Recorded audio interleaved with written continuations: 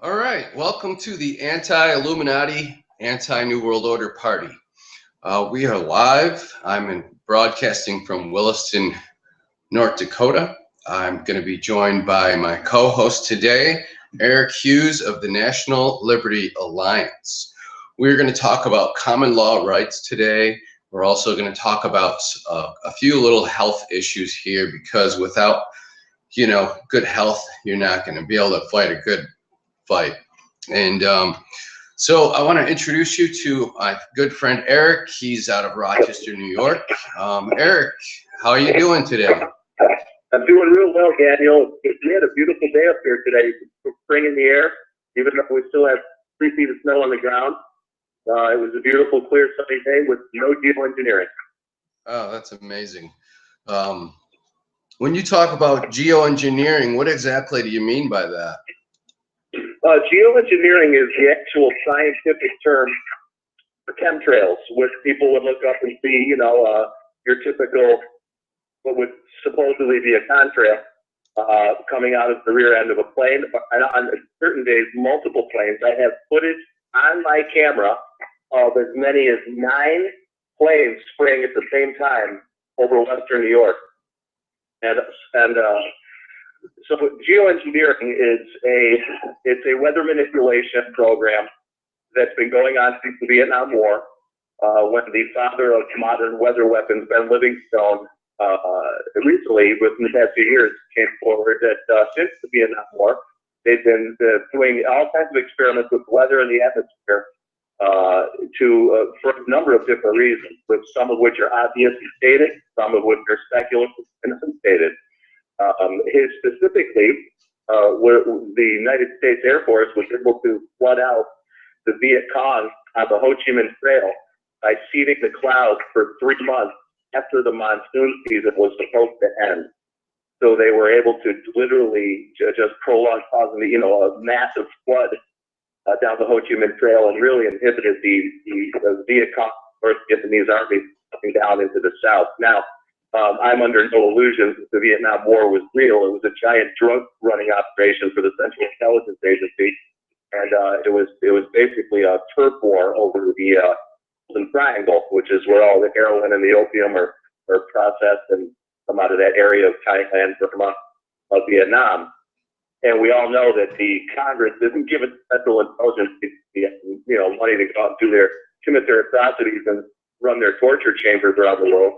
So they rely on the drug trade to finance their illicit activities. And if anybody has any doubt about this, put a Starpage search engine for, if you type in Geraldo, as in Geraldo Rivera, the guy who works for Fox News, Geraldo with the G, G-E-R-A-L-D-O, Marines, Afghanistan.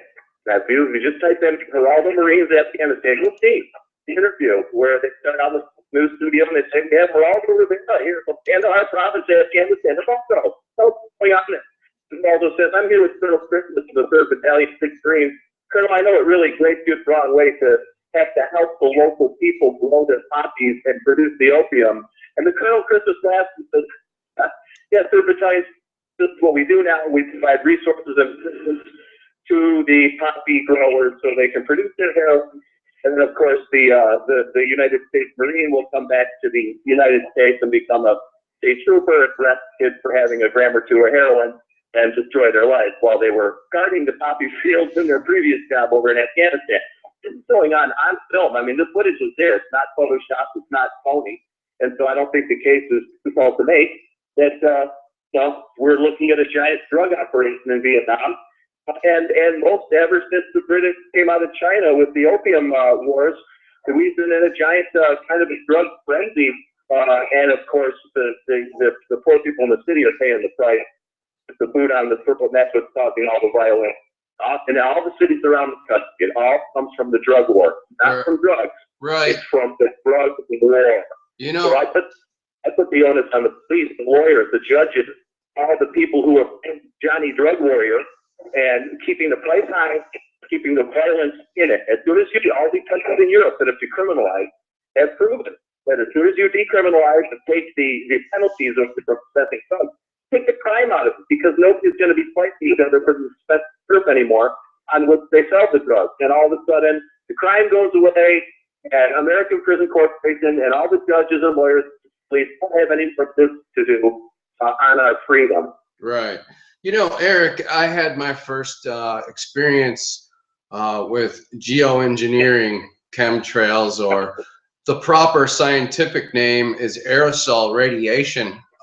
If people want to look up aerosol radiation, they'll actually find documentation of major colleges that have done studies on geoengineering. But my first experience, I was working in a nursing home at St. John's Home in Rochester, New York. And I met this gentleman who was an ex-military Air Force weather reporter.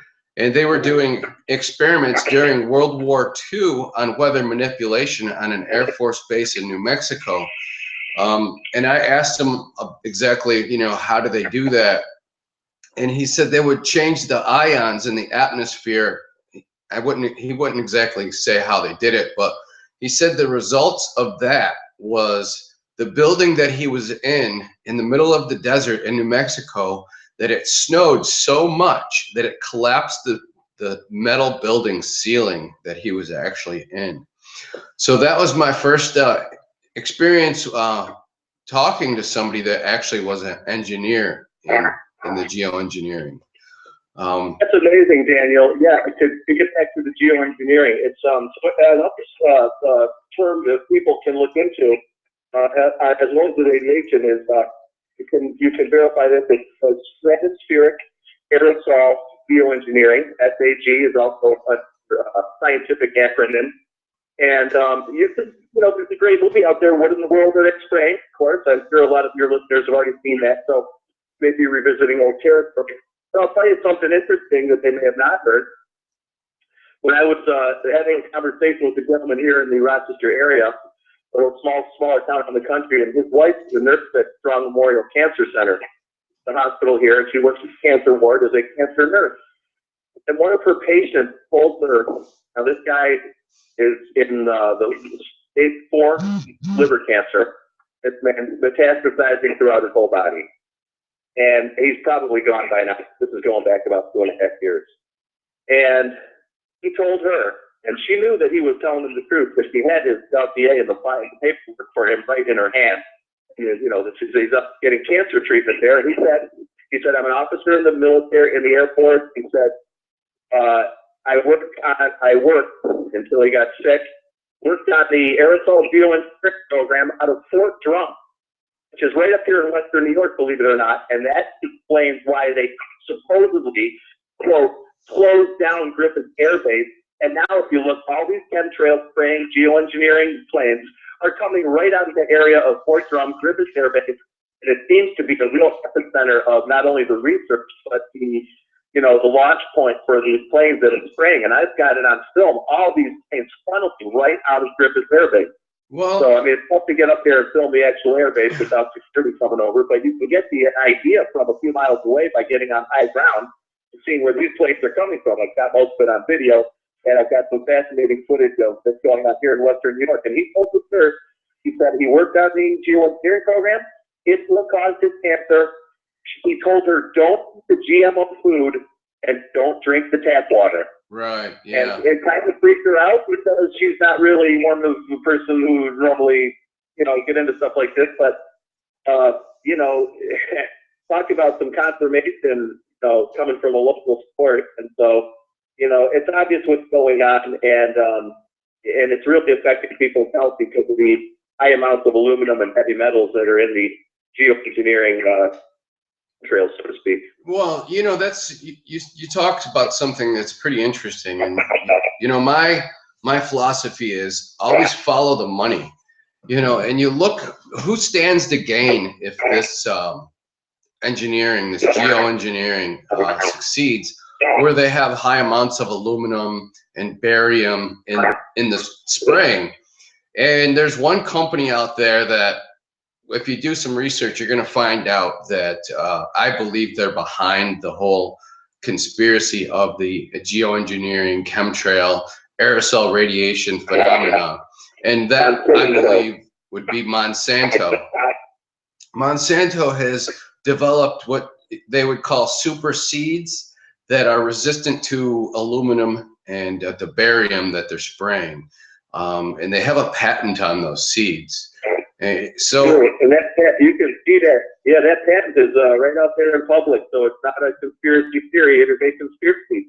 I believe the CEO of Monsanto was quoted as saying, "We will control the world's food supply by the year 2020." And that's how they're trying to do it, through patented food. Even if they just get their genetically manipulated seeds, which they cannot grow. They're designed genetically to fail to reproduce. So you can't grow the seeds for your next crop next year. You have to go back to Monsanto every year with a couple of grand to get seeds for your little farm. And it's a means of control over the world food supply. I would make the argument that it's beyond money right now. You can follow the money, and you'll find out why the mid and lower high level people are doing this, but the real motive behind everything that's going on is control, because the elites, the Illuminati, and that word is in the dictionary. This is not some conspiratorial word. The Illuminati is a real group that's been around for hundreds of years, right? And they have so much money.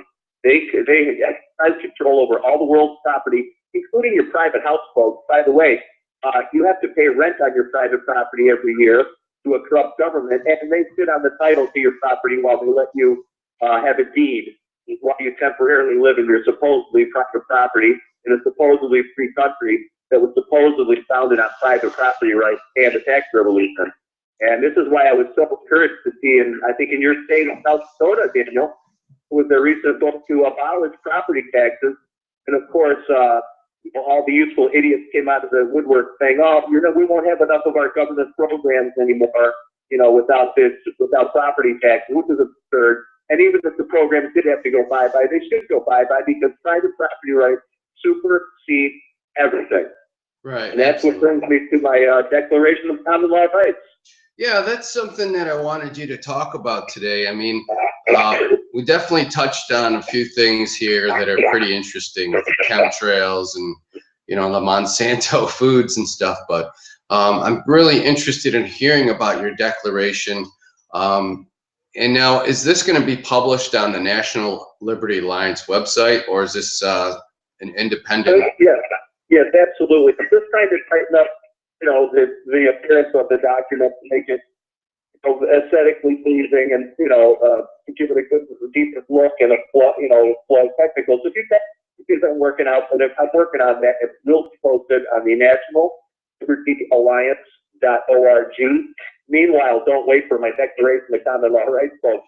The National Liberty Alliance is absolutely chock full of documents from the Founding Fathers, the Federalist Papers, committeeman documents, all the documents the National Liberty Alliance has written to all the judges in the nation, at least the federal ones so far. We're working our way down to the state and local, sending them documents, putting them on those mandamuses, legitimate, real, lawful documents that point out to them, remind them that they are in violation of their oath to uphold the Constitution. They're in violation of almost all of the Constitution, and that they do not start obeying the Constitution and respecting our freedom, they must recuse themselves from office. And the enforcement arm of what we're doing is the common law grand jury, which is a mechanism by which the people can convene their own grand juries legitimately and through a lawful process in coordination with the sheriff, if he's not corrupt, which most of them are, unfortunately. But should we get a common law or a constitutional sheriff to work with the common law grand jury, we get into one court and start indicting judges from that court, and they'll all start dropping like dominoes. One of two things is going to happen. They'll either recuse themselves of office and leave, or they'll have to start doing the right thing and live modestly on their whatever $70, $80, $90, $100,000 salary. It's absolutely true that these judges come in, worth a couple $100,000, and they leave office worth tens of millions. Money was not made legitimately. So we have a big problem in the courts, and that's why I'm an activist with the National Liberty Alliance. I'm kind of the activist arm at the Courtroom Observers Group. So if you go to the National Liberty Alliance.org, put your cursor on groups at the top of the page. And courtroom observers will show up, and that's where you'll find some activism, plans to get cameras in the court, some federal case precedent that you can use to get your cameras into the court. And really good luck here in New York. I know when I went down to cover Emily Good, the woman who got arrested in her pajamas for filming the Rochester Police Corporation a few years back. When I went down to cover her case at the courthouse, they seized the camera at the security point and stuck it in the safe. And you wouldn't get it back till you left the courthouse. Now, they let you come in with the camera, film the proceeding, and then threaten to arrest you on the way out if you don't delete the film. How's that for absurdity? And when I confronted the bailiff, and I said, now, this filmed so discreetly, the judge didn't stop us from filming, you didn't stop filming, what's the charge? Disorderly conduct. I said, well, how really was it if you just let continue through the proceedings and we didn't any disorder? And then he said, well, obstruction of governmental administration. I said, okay, I see where we're going here. He was just going to cherry pick until he found a charge that he could arrest me if I didn't delete my film of Judge Calvaruso committing fraud, racketeering, larceny against me personally. And long and short, I walked out with my freedom and my footage.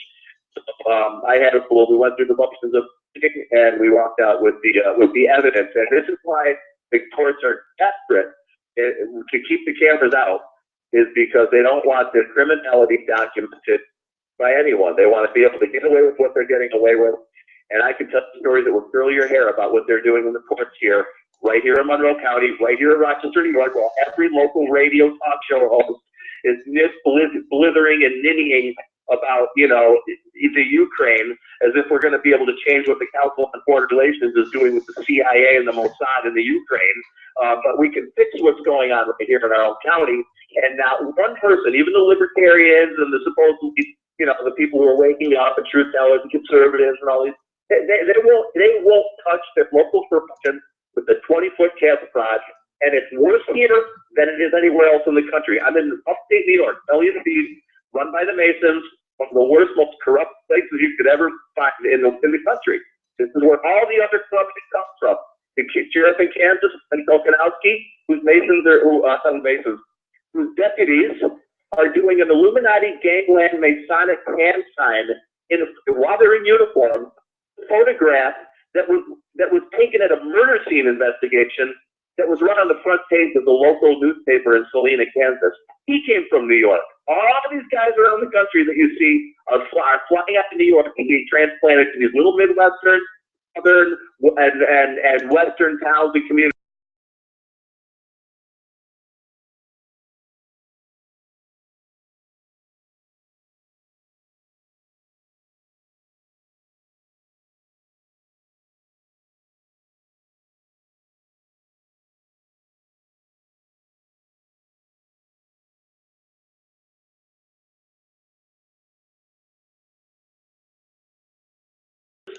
And Satanists. Now that's not an accident, and that ought to give people some real pause for thought. And so in response to the wickedness, and particularly all the elderly people who are being forced out of their homes in the twilight of their life, homes that they've owned for decades, totally paid off, that the local corrupt pigs under Sheriff Patrick O'Flynn and Judge Calvaruso and Judge Doyle are stealing. I mean, literally, people, I talked to a guy, an elderly gentleman who was on the town board of Penfield, New York. Nice guy, and he said he had to retire from the board. He couldn't do it anymore because it would give him a stomach. It was destroying him to watch the people of his community, his neighbors, all the elderly folks that he grew up with and retired with, tears in front of the town board, begging them because the town was stealing their house, their private house, in some idiot type of ridiculous absurdity. It's called a tax seizure, as if in a free country that was founded on private property rights and a tax revolution, that the government has a right to tax your private property and then take your house. Now, my Constitution here, and I'm about to get to it, has absolutely loaded from top to bottom with, let's just say, statement and codification. This is codified law. This is the ultimate law, the Constitution, was completely ruled against.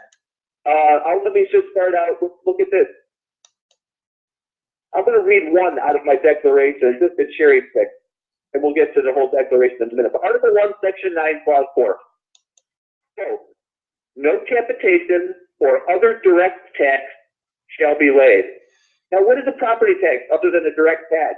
What's an income tax and a tax on your business? These are exactly what the founding fathers tried to prevent by writing no capitation or other direct tax shall be laid, because they know it starts revolutions. And we're not revolutionaries, Daniel, because we fought our revolution in 1776. We are restorationists, and we intend to restore the public. And these people can do whatever they think they want to do in the legislative process. You can elect as many Rand Cruzes and Ted Pauls as you want, and you're going to get the same as before. It doesn't matter which president you elect or which political party. You can elect Ron Paul, who I like very much.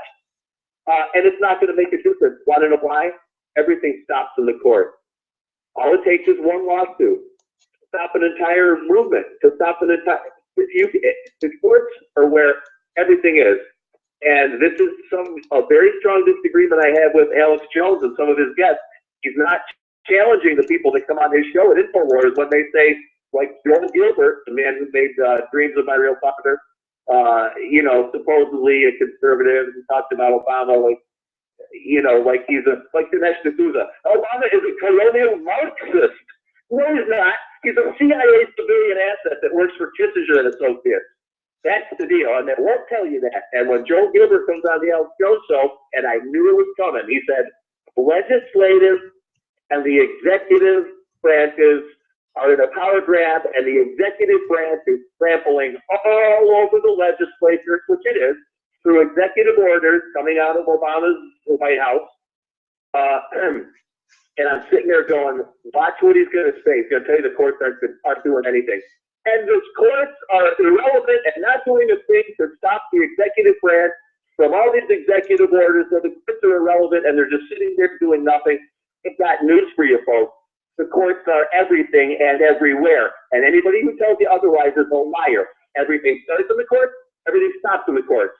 And we know, because as the National Liberty Alliance was previously the committee man project, we tried to go through the legislative process and fix it through our elected officials and holding them to, making the change in the legislature.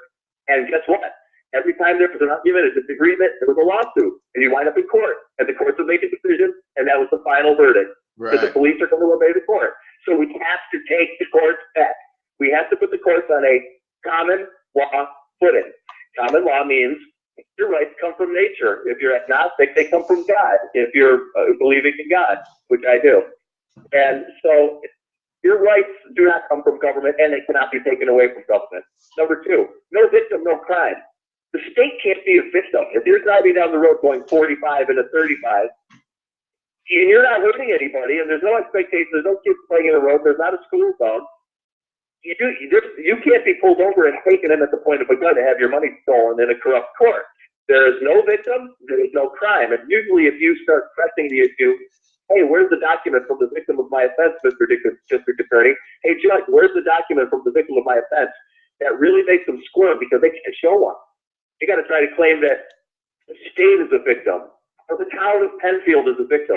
Monroe County, New York is a victim. No, it's not. It's an invisible entity at fly. Only a person can be, only a man or woman can be a victim. And so there's a lot of lies going on in the court, and I try to counteract that with some truth. So Daniel, I'm going to turn the mic back to you for 1 minute while I get a sip of something to drink, and then I'll read my declaration and common law rights. Well, Eric, you bring up a lot of really good points, and so far I'm really enjoying your declaration here of common law rights. A lot of people, I guess, really they don't understand the difference between what common law means and what corporate law is. You see, common law basically goes back to the Constitution.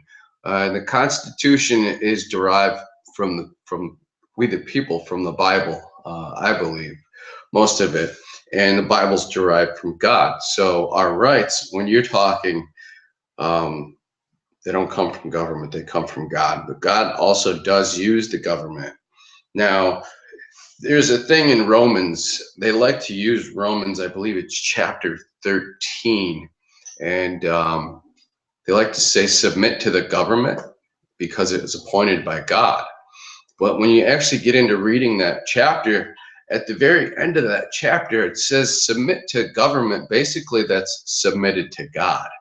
And if that government's not submitted to God, well, what are you to do? Are you to lay down and do everything that that government tells you to? I don't believe so. I believe you're supposed to stand up for your rights that God gave you instead of what the government's telling you to do, especially if those rights are corrupt. If they're against what God has to say, then you're supposed to stand up for what's right. And what's right is what God's word says. So, there's a lot of things right now that are pretty corrupt in what's going on in our country. All right, we got you. You're back. Thanks, Daniel. My beautiful dog knocked my phone off the counter, so I can't get mad at him.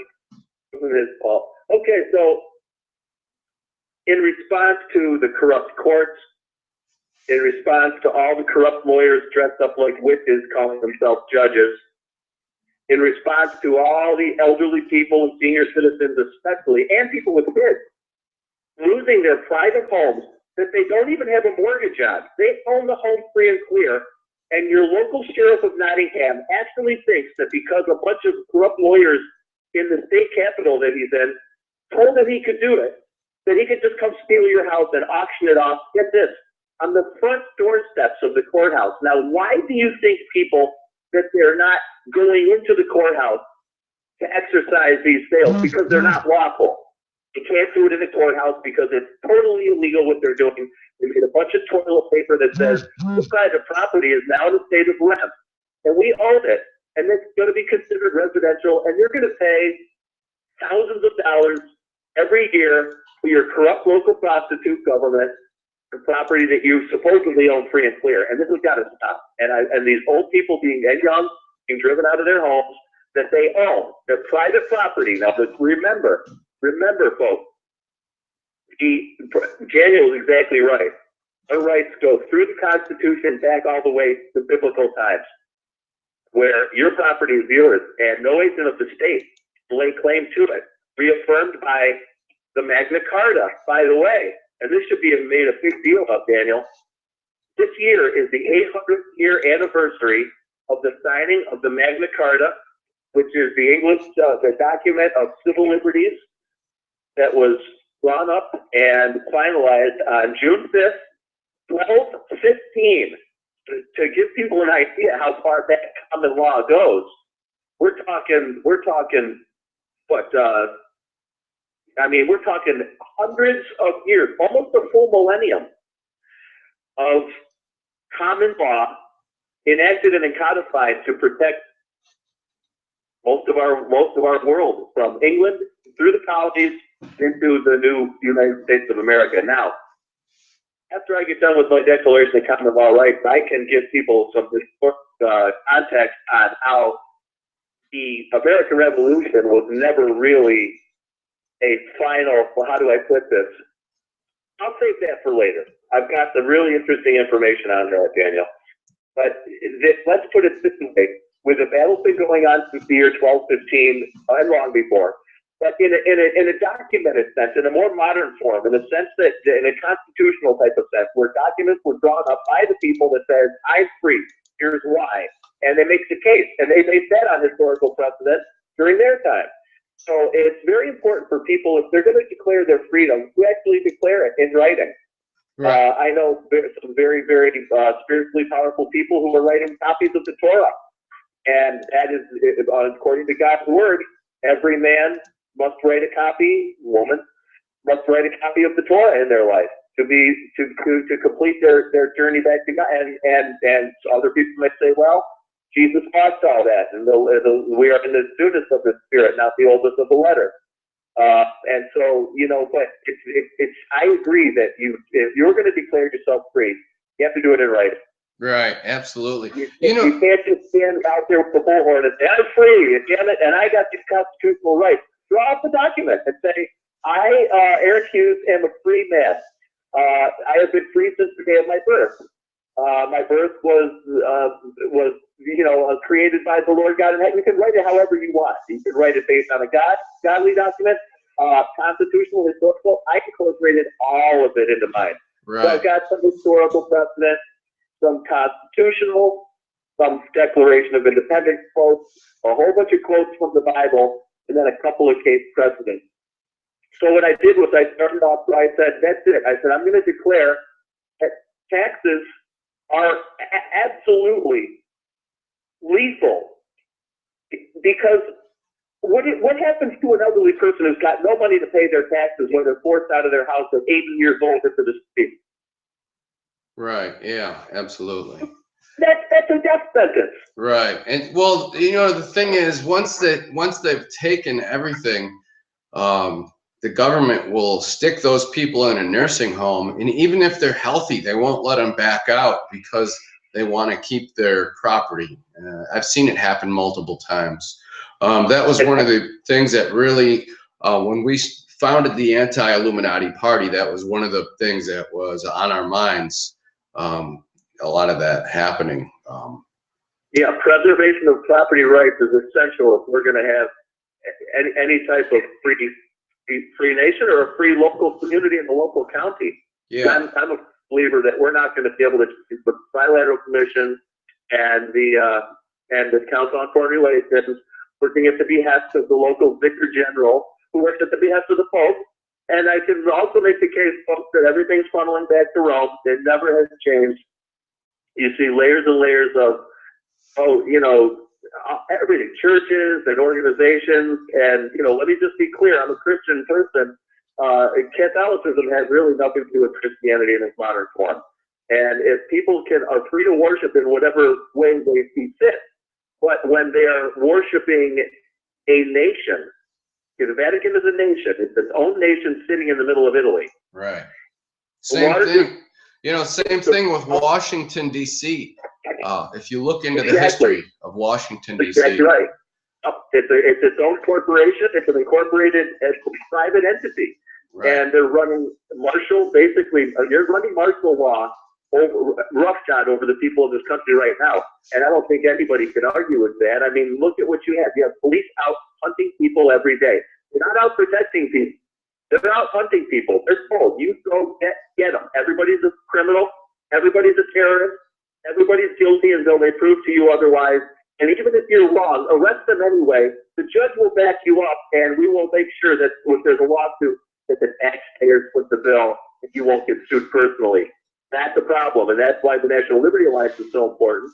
We indicted Pantaleo, the code enforcement cop in New York that strangled to death Eric Gardner, the boy who was selling cigarettes. And if you remember the situation in New York City where the guy was murdered by the police, it was clear. I mean, I know bootlickers who said, yeah, the cops murdered him. Wow. And so did the district attorney indict the cop? Of course not. District attorney say, go through. We're not indicting any cops. We back up the system. We don't fight for justice of the people. We don't fight for the truth. Go screw you people. And so the National Liberty Alliance drew up a common law indictment against the cop, and it's tight. It's the T's are crossed, the I's are dotted. It's not just the Yahoo, thing that people wrote up. And this is a real indictment. Indictment that if we have a common law sheriff in that area, he's going to prison, the cop. And so are a whole bunch of judges. And I think they can smell that this is coming. So what we need right now is people to get involved with the NationalLibertyAlliance.org and courtroom observers, because you could go into court with a really good case and lose if you don't have anybody there, because the courts are corrupt and they don't care. If you're not filming it, you don't have anybody to back you up. What are you going to do? Right. Next higher up judge can just PYA and cover the lower judge, and you're most likely to lose on appeal. Not always. We're having some good luck with appeals and courtroom observers now. We're having 70 to 80% success with the courts dropping most of the serious charges or dismissing things, or postponing things so far out that you can't see them anymore. And they really, the public and you can go into court with a really crappy case and win. Yeah. If you have court observers and a room full of people, the cameras taking notes. Eric, you know, I've been doing a lot of research. You were talking about taxes a little while ago, and you know, they talk about the income tax, and there's a guy named Joe Bannister who did a lot of research, and he started a website that I want to just throw out there because I find it to be pretty helpful with information, and I believe it ties in with what you're doing over the National Liberty Alliance, and it's called livefreenow.org. They have a lot of good information with the laws, and I believe it would really help a lot of people if they check that website out, as well as the National Liberty Alliance. With those two, you know, with the National Liberty Alliance and the network you guys have, and the information that Joe Bannister's been putting out over the last 10 years, I think would really be a powerful force if brought together, you know. Absolutely. Joe Bannister was an insider. He was in the IRS, and he came out and, you know, basically had a conscience and realized that they're scamming people. There is no law, and even if there was, the law is illegitimate. And I'm going to get to that in a second. So why don't I just get right into my actual Declaration of Common Law Rights, and I'm going to read it a little bit slow, and people can take notes, and I'm sure they can, you know, play this program, and feel free to use this document to do one of two things. When it comes time to pay your taxes, you have the money and you choose to pay, put under duress the check and hand them the Declaration of Common Law Rights and say, I'm being forced to do this at the point of you stealing my property. I expect you to put my tax money that I'm handing you now in an escrow account, which I will get back someday, and you will go to prison. What you're doing, which is stealing my private property, sitting on the title to my house and giving me a deed on a house that I own, and make it very uncomfortable on the tax collector. Don't walk in and smile and try to make it easy on them. They're stealing your house, and they're stealing your money. They're going to steal your house if you don't let them steal your money. There it is. So now, why you would walk in there and act as all spiritually nice and make them have a nice day while they're stealing from you and committing atrocities against the Constitution and free people? I think that would be an absurdity, and you're part of the problem, and you're part of the enemy if you don't have enough guts to go in there and say, I'm paying this only because it's under duress, and you're going to steal my property. I want this money in an escrow account to be returned to me when we get the common law grand juries back in the court, and then you'll be going to prison, and so will the judge, and here's my Declaration of Common Law Rights, and hand it to them in writing. And it makes a big impact if you hand them something that's been written, even if it was written by somebody else. You have to write your own. And that's why I did it, to give people some guidance. And I would allow people to use my document if they want to use it, but use it word for word, or draw up their own document. Feel free to take from what I wrote. Don't alter my document, please. But you feel free to draw from it, or use the actual document. I wrote it very specifically with the words I did, a very specific reason. So I'll get right into it. I have a cover letter that explains my case.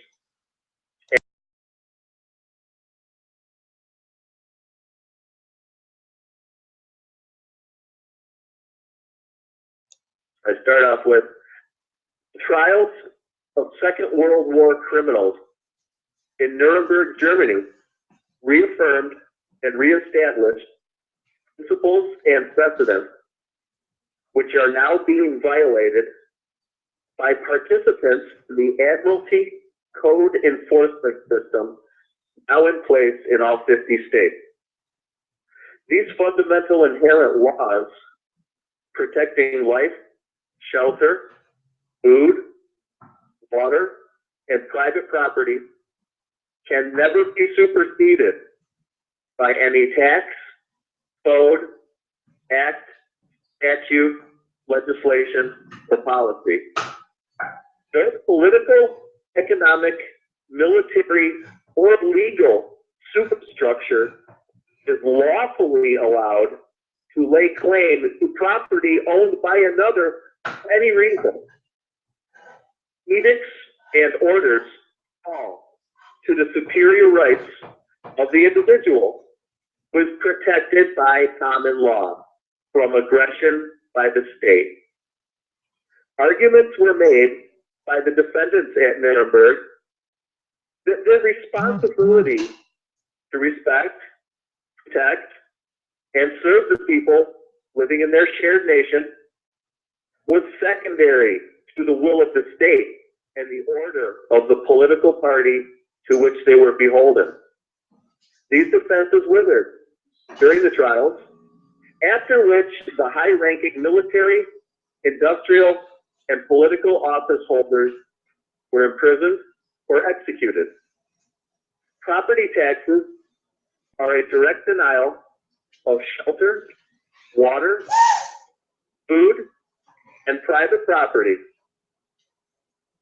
This document hereby establishes and asserts freely held private property rights based on the following historical, constitutional, and biblical principles, and any private individual or public servant attempting to interfere with private property is guilty of crimes against humanity, punishable as capital offenses. I start off with a paraphrase from the Magna Carta because I didn't want to get into rewriting the whole thing, but I point out that this is now, remember, it's been 800 years. On June 5th of this coming June will be 800 years to the day of the signing of the Magna Carta, which states the following: a man's home is his castle, sovereign territory. It's immune to any claim laid to it by agents of the state or any other group or individual. That's from the year 1215. That is where all our Declaration and Constitution came from. So let me get to the principles and precedent. The state of the Magna Carta: a man's home is his castle, immune territory. Declaration of Independence. Here's a series of quotes from the Declaration of Independence. These are under principles and precedent of the Declaration of Common Law Rights that I drafted. Quote, the separate and equal station to which the laws of nature and God's laws entitle them. Quote, it is their right, it is their duty to throw off such government. Quote, combine with others to subject us to a jurisdiction foreign to our Constitution. Let me just stop there and say, they didn't even have a Constitution of the nation wasn't even drawn up then, and they were talking about on foreign jurisdictions foreign to their Constitution. I mean, that's exactly what we're going through now in the courts, challenging jurisdiction. They don't have it. They're a private court trying to execute jurisdiction over the people of the world. Back to the Declaration of Common Law Rights, under principles and precedents, the Declaration of Independence. Quote, depriving us in many cases of trial by jury. Quote, declaring themselves with the power to legislate. Quote, destroyed the lives of our people. Quote, repeated petitions have been answered only by repeated injuries. Quote, attempts by their legislature to extend an unwarrantable jurisdiction over us. This again, same thing we're going through now. Last one from the Declaration of Independence. This is my favorite one here. I mean, this is it. Quote, that whenever any form of government becomes destructive of these ends, it is the right of the people to alter or abolish it and to institute new government. Now, let me stop there and say, I'm not even suggesting we alter or abolish what we have and institute new government. I'm suggesting our corrupt constitutes in the government start obeying the Constitution, which I get to now. So here's category, the United States Constitution is under principles and precedents of the Declaration of Common Law Rights. Article 1, Section 8. The Congress shall have power to lay and collect taxes. Not your local school district. Quote, all duties, imposts, and excises must be uniform, shall be uniform, throughout the United States. Now, tell me that that all taxes, duties, and excises are uniform. Everybody's getting jacked in a different amount. It's a criminal racket that they have in the courts, so the courts is where it's being enforced, and you can do whatever you want in the legislature and the executive. The courts are where it's at, and that's where it's got to get fixed. Anybody who tells you otherwise is a fool or a liar. Back to the Declaration of Common Law Rights under the U.S. Constitution. Article 1, Section 9, Clause 4. Our favorite, your favorite and mine. Quote, no capitation or other direct tax shall be levied. Now there it is. Now why is a judge telling you that he has the right to steal your private property on a direct tax, which a property tax is, when the Constitution says no direct tax shall be laid? And get this, the very next one, Article 6, Clause 3, from the Declaration of Common Law Rights. Quote, judicial officers, both of the United States and the several states, shall be bound by oath or affirmation to support this Constitution. So did you get that? Judicial officers shall be bound by oath or affirmation to support the Constitution. They all took an oath, and they're all breaking it every day. Back to the Declaration of Common Law Rights. I have a section on the Bill of Rights here. Here's a few quotes out of the Bill of Rights that are very, very probably, other than the biblical, the most important quotes regarding private property. And here's this, under the Bill of Rights. Article 4 of the Bill of Rights states, quote, the right of the people to be secure in their person, houses, papers, and effects. Boom, right there, houses. Article 7, quote, the right of trial by jury shall be preserved according to the rules of the common law. There it is. You got the common law in the Constitution, in the Bill of Rights. Article 9 of the Bill of Rights. Quote, certain rights shall not be construed to deny or disparage others retained by the people. That means basically the government can't be claiming rights over us that we don't have. That we have the rights over the government. That's the long and short of that. The last one from the Bill of Rights, I like below. How about this? Article 14 of the Bill of Rights. Tattoo this put this one right on your check that you're paying your property taxes with. Quote, this is Article 14 of the Bill of Rights. Nor shall any state deprive any person of life, liberty, or property. There it is, especially without any due process or jury trial, both of which are guaranteed in the Constitution and the Bill of Rights as well. So, I mean, there it is. They have no right to steal your property under tax seizures. Now, if you can't pay your mortgage, work it out. These sheriff's auctions of people's private property on the front steps of the courthouse is disgusting. Should be taking place in a nation that was founded on a tax revolution and private property rights. Now we'll get to now the final section, the second to last section. This is the Holy Bible from my Declaration of Common Law Rights. And these back up your rights to private property. And just kind of in general, some of them reaffirm that the law is from above. Isaiah 36:10 is one of my favorites here. Tell me if this doesn't describe all the judgments. Thy wisdom and thy knowledge, it hath perverted thee. And thou hast said in thine heart, I am, and there is none else besides me. Boy, if that doesn't sound like the arrogance of a judge in modern America, I don't know what does. Peter 4:15. Let none of you suffer as a busybody in other men's matters. Stay out of my house. Romans 7:5. But now we are delivered from the law in the newness of the Spirit and not the oldness of the letter. Romans 7:14. For we know that the law is spiritual. Romans 7:23. I see another law in my members, warring against the law of my mind and bringing me into captivity to the law of sin, which is in my members. Romans 8:21. Now tell me if this doesn't sound like it's right out of the Declaration of Independence. This is Romans 8:21. Quote, because the creature itself also shall be delivered from the bondage of corruption into the glorious liberty. You gotta love that. That's beautiful. Luke 18:20. Thou knowest the commandment. Do not steal. Is in my house, judge? Sheriff? All right, Mark 2:27.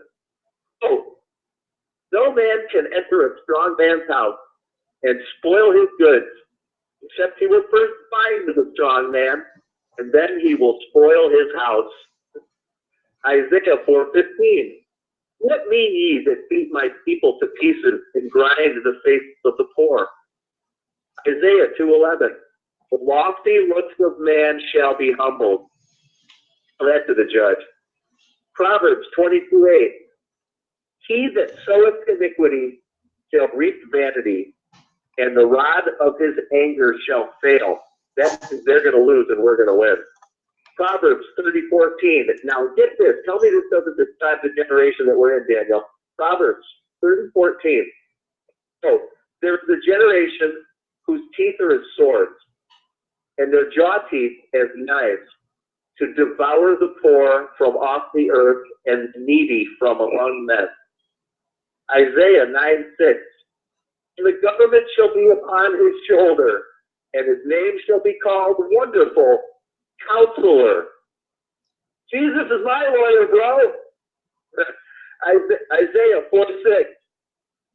And the mean man shall be brought down, and the mighty man shall be humbled, and the eyes of the lofty shall be humbled. Peter 2:19. Another one, almost right out of the Declaration, Daniel. Listen to this, Peter 2:19. Quote, while they promise them liberty, they themselves are the servants of corruption. That's not on the court system. And then I threw it in Revelation 18:5, and God hath remembered her iniquities. So I want to remind these judges that they may think the people are stupid and going to forget, but guess what? The man upstairs ain't forgetting when you steal some elderly person's house and put them out of the street at age 78. All right. Last part of my declaration for common law rights, because I know how all the witches in the court like to see case precedent. So I got a couple for them. Work for us. Listen to this. This is the case precedent, final section under my Declaration of Common Law Rights, which nullify all direct taxes, including property, and put your public prostitutes on notice that they're committing extortion and larceny when they take your money under duress. And write under duress on your check when you pay your property taxes, people. The least you can do. Case precedent.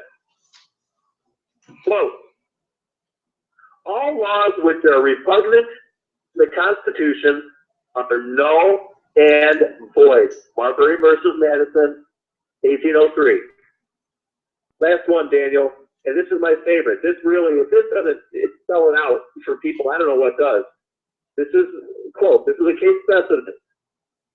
An unconstitutional act is not law. It confers no rights.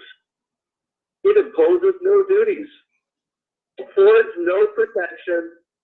It creates no office. It is in legal contemplation as inoperative as though it had never been passed. Norton versus Shelby County, 118 U.S. 425, 1886. So there it is. I mean, an unconstitutional act gives no rights to the government. It can impose no duties, which are taxes. It can give the government any protection. They can't hide behind anything that's unconstitutional. Say, give me your house. It creates no office. That means both of these political prostitutes are totally illegitimate. And is in legal contemplation as inoperative as though it had never been passed. Exactly. And so your property taxes are a scam. You're paying under duress because they're threatening to steal your house. Don't be comfortable with it. Don't make it easy on the court jerk. Go down to the county jerk's office, give the county jerk the check that says under duress and a document that says, I expect this money to go in an escrow account until the day the common law and jury reclaims it and puts you in prison.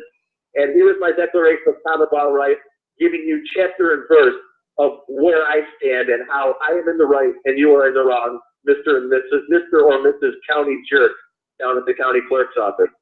So I recommend that people make some kind of point of resistance. If you don't have enough guts to get involved with the Court of Observers and the National Liberty Alliance, I highly recommend you at least stand up for yourself when you're letting the county jerk put your money on private property that you supposedly owned in a supposedly free country that supposedly had an American Revolution, supposedly in 1776. And I'll make that case if we have time. Wow, you know, that's some pretty impressive stuff that you just were talking about there, and it really it lets me say, you know, you're a thinking man, and that's what I like about you, Eric. You come here and you present some pretty solid stuff, and you know, this is good information for people to really look into and to dig deeper. Um, I feel like, you know, that these words are pretty inspiring. That you know, it gives that little bit of edge.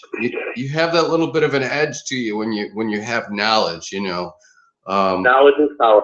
well, knowledge is power, which is true. In a good way, But it can be used for good or bad. right, and here's the difference between knowledge and wisdom.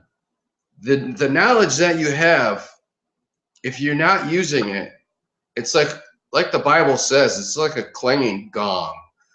But let's use this. Let's take this knowledge and put it into good use and turn it into wisdom. And you know, the best way to do something like that is to really network with other like-minded individuals. You know, your National Liberty Alliance. Are you guys doing the conference call? Can you speak a little bit about that? As I know that recently you guys want me to come on the show there, and or not on the show, but come on the conference call and talk about some things that you guys do on that conference call that takes the knowledge and uses it and turns it into wisdom. Wow, you make a great point. The difference between knowledge and wisdom, and how we transcend into wisdom using the knowledge that we have. The National Liberty Alliance, if people would like to join us on our Monday night conference call, if you and if you don't have the internet or your computer, you can just call in with the telephone. You dial 605-562-3140. Once again, that number is 05-562-3140. I'll try to read that later. And you're going to have an access code, which is 385698. Then hit pound. It's 385698 pound. And then you'll hear, it'll say, you know, this conference call is being recorded, or we're waiting for the moderator. If you call in, we usually start promptly at 9. We have a tight format now, so it's if people call in, you know, right at 9 o'clock, they'll hear the music at the beginning, and we have a brief scripture, and then we get right into National Liberty Alliance business. So once again, it's 605-562-3140. The access code is 385698 pound. And you can hit stuff, and you'll be on mute. You can just listen. Put your phone on speaker, drive around in the car, you know, put your speakerphone on and check it out. And then if you want to ask a question, you can get on the queue by hitting *6 and then 1.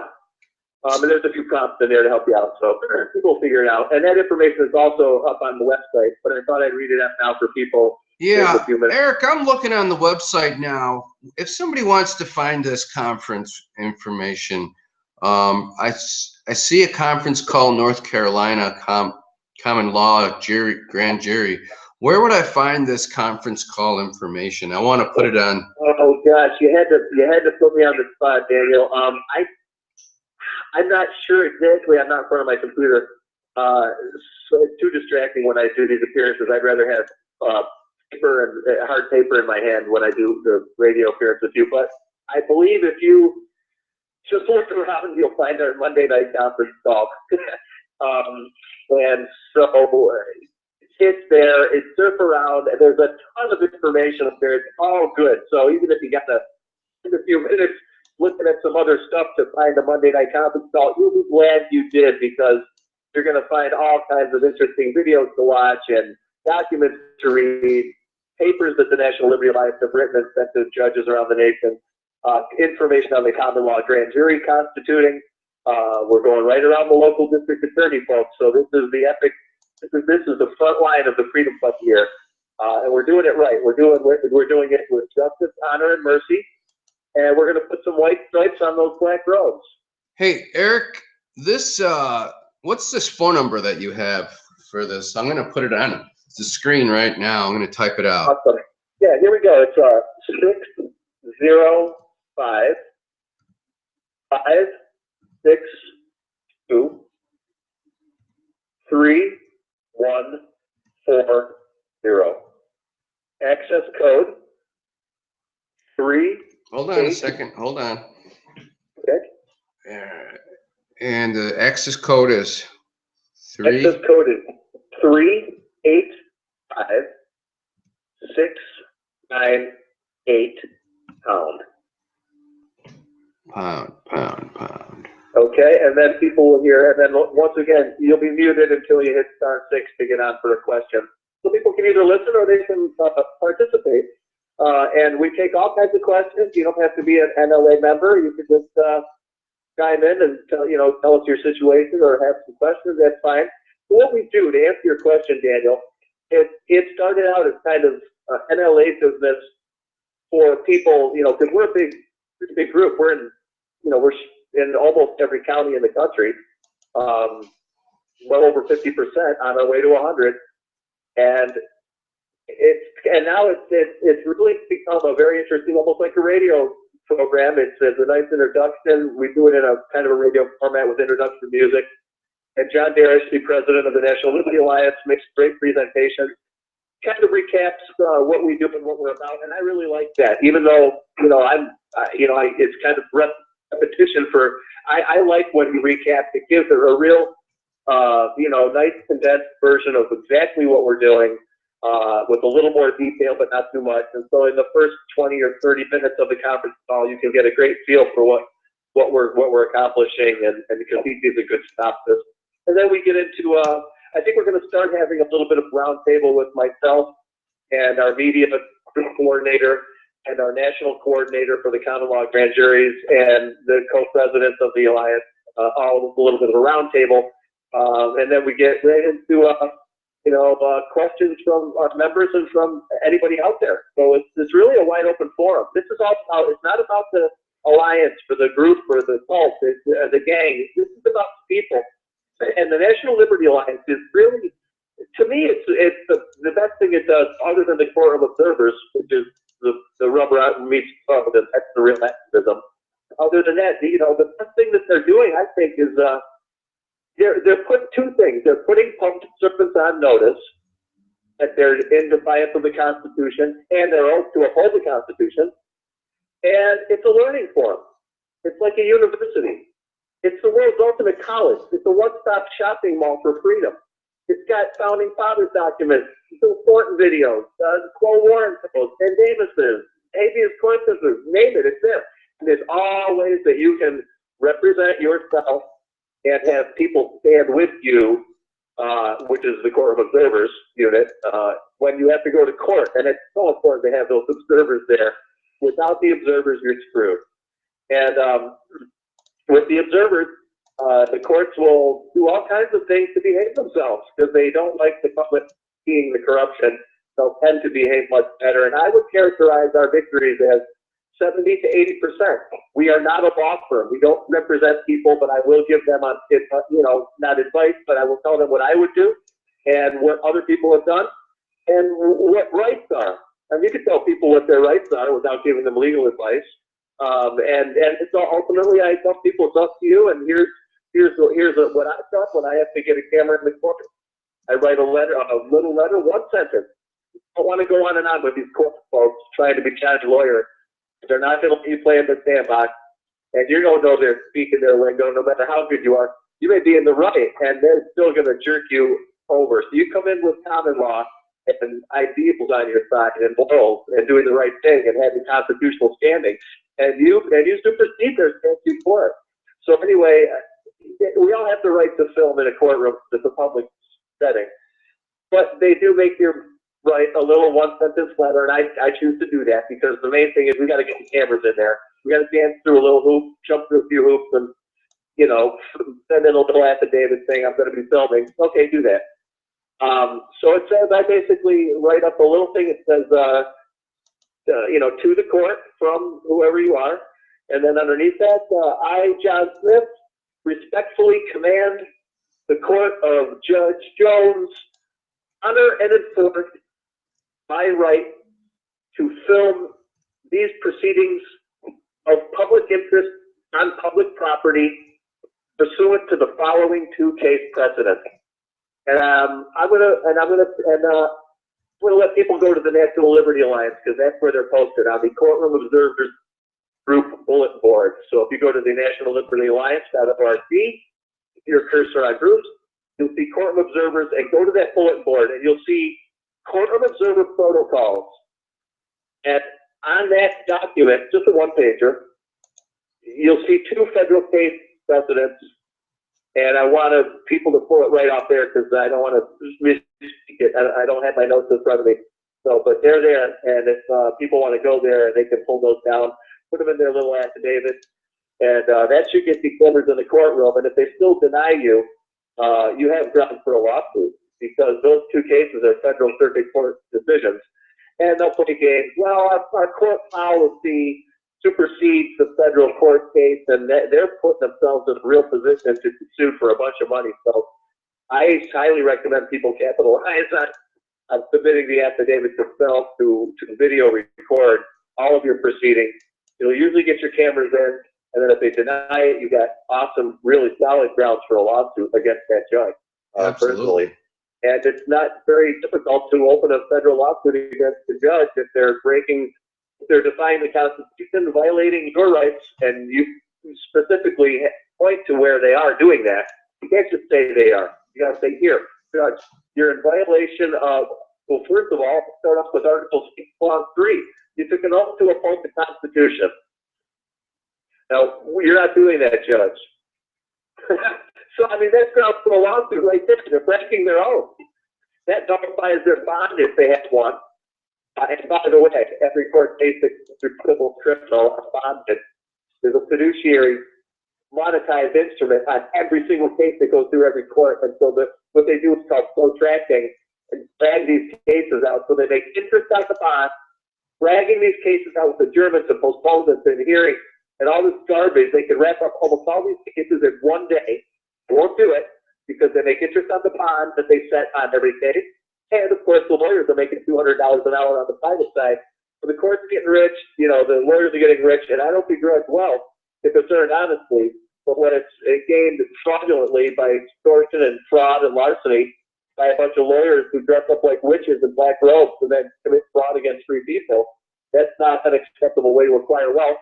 And I will, and the National Liberty Alliance is going to insist that all this stolen property that these judges and lawyers are in possession of in high care is going to have to be returned. It's going to have to be seized. They're going to have to move out of that big mansion. They thought that was stolen money. It's not appropriate to let them continue to live in a piece of stolen property. It's a felony. Possession of stolen property is a felony, and every judge and lawyer is stealing your money complete. Especially if they go into court directly. They are stealing it indirectly. And we all know the situation with taxes and tariffs and fees and surcharges out when you're just about town, shopping, driving, etc. So see, I don't think I need to make the case to your listeners that it's a giant extortion racket. The courts is where everything stops. Starts, stops, finishes, it's all there. Anytime somebody like Joel Gilbert tells you that it's, oh, the courts aren't doing anything, they're irrelevant. They're just sitting there on their hands, you know.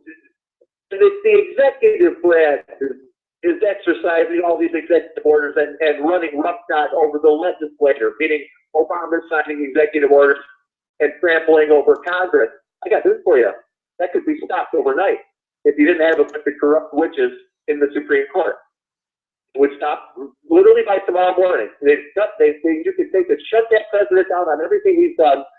Unconstitutional, unlawful, you know, everything. And many of them, the crimes against humanity and atrocities that he's committing, no different from Bush. That's why I call them Obushma. George Obushma is no different from Barack Obushma. They're all Obushmas. So you're not going to see any change between any political party, even if you get a Ron Paul or Rand Paul there. I got news for you, and I don't think either one of them are real fighters, although they have some real ideas. We need a real somebody who's really going to lead, and I don't think they're capable of that any way whatsoever. And that's why they're allowed to do what they do, because they're not really natural born leaders. They got good ideas, they got good minds, they're not leaders. And we need leaders in leadership, not good minds. So we need leaders with good minds, I should say. And so you can have all the Ron Pauls in president as you want. You can have all the Rand Pauls in Congress and Senate. You could be top to bottom chock full of libertarians, and if one jackass brings a lawsuit to the corrupt court, you're finished. All those libertarians in Congress, irrelevant, Joel Gilbert. All those supposed conservatives, they're going to screw. The corrupt which is they're going to vote against you, you're done. Legislature, meaningless, irrelevant. Executive president, the White House, Oval Office, completely irrelevant. Everything sits in the court. And I don't know how many more ways I could scream it passionately to tell people, forget the presidency, the ruse and a scam. Forget your Congress and your senators. Even at the local level, it's a scam. You better be paying attention to freaking common law back into your court, or you're screwed. Right, absolutely. Hey, I happened to find your Monday night call weekly live schedule.